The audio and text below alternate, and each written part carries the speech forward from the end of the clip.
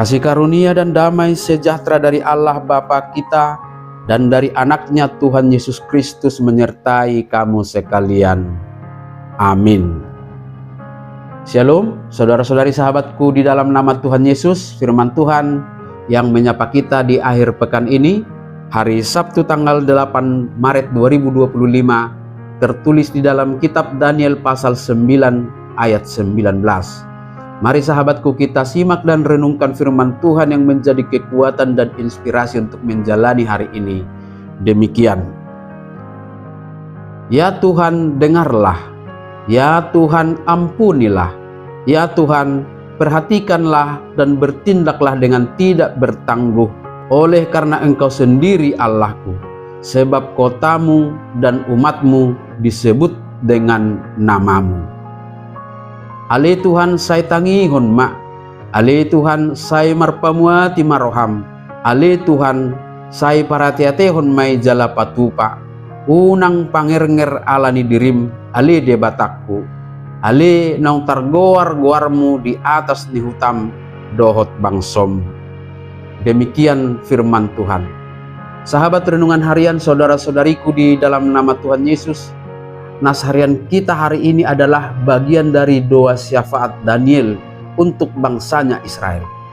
Dari seluruh rangkaian doa dalam pasal 9 ini terlihat sebuah kesan seorang pendoa yang hatinya hancur, yang sungguh-sungguh merindukan pemulihan dari Tuhan atas keadaan bangsanya.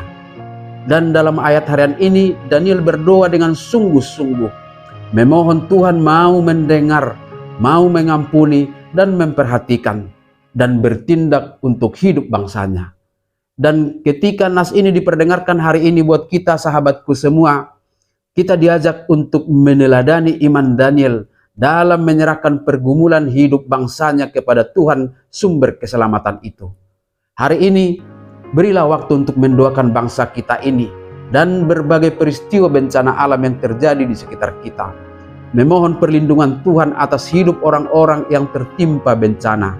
Dan sambil mendoakannya, kita pun harus secara jujur kepada Tuhan untuk mengaku dosa-dosa dan kesalahan kita, umat manusia yang seharusnya bertanggung jawab atas alam yang sudah rusak oleh karena perbuatan-perbuatan kita.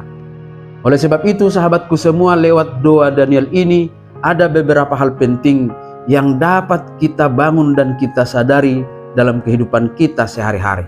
Yang pertama adalah kesadaran akan dosa dan pertobatan yang tulus. Berdoalah dengan tidak berusaha menyalahkan orang lain atau mencari alasan atas keadaan kita. Mari kita akui bahwa kita semua telah berdosa dan semuanya membutuhkan pengampunan Tuhan. Ini mengajarkan kita bahwa pertobatan sejati dimulai dari kesadaran akan dosa dan kesalahan kita semua, dan kesediaan untuk kembali kepada Tuhan secara bersama-sama. Jangan posisikan diri sebagai orang yang benar. Tempatkanlah diri sebagai bagian dari yang membutuhkan pertolongan dan keselamatan dari Tuhan dari seluruh dosa-dosa kita. Yang kedua sahabatku semua, naikkanlah permohonan kepada Tuhan supaya Dia bertindak atas hidup kita. Lewat doa, datanglah kepada Tuhan dengan kerinduan yang mendalam dan iman bahwa Dia sanggup mengampuni dan bertindak segera menyelamatkan hidup kita dari penderitaan karena dosa-dosa kita. Dan yang ketiga sahabatku semua, kita diajak untuk berdoa bukan hanya untuk kepentingan pribadi kita, tetapi untuk kemuliaan Tuhan. Itulah sebabnya Daniel memohon dengan sebuah prinsip dasar, biarlah Tuhan Allah berkenan menjawab doa-doanya oleh karena nama Allah sendiri. Biarlah Tuhan menjawab doa-doa permohonan kita bukan karena siapapun, melainkan karena namanya sendiri. Sebab memang tidak ada satu hal pun dalam diri kita yang layak menjadi alasan untuk Tuhan untuk menyelamatkan kita. Hanya karena namanya sendiri dan dalam kemurahannya.